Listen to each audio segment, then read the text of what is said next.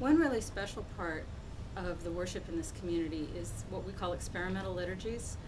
They're not always experimental as in pushing the boundaries. One of the ones I most recently participated in was for the Feast of St. Julian, and we did a lot of reading of the writings of Julian. So it was a very contemplative Eucharist, and rather than have a sermon, we had a florilegium of different lessons and reflections and words from Julian. So experimental covers a very broad range.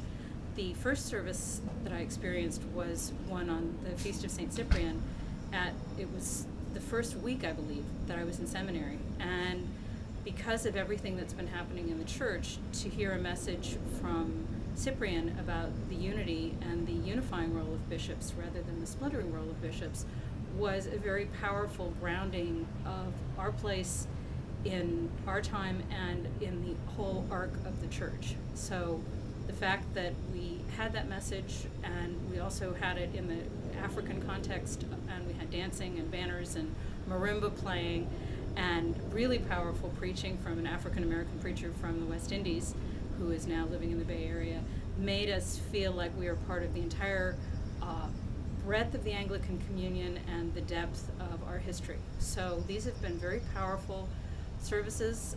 Another one that comes to mind was an evening prayer using the lyrics and music of Johnny Cash.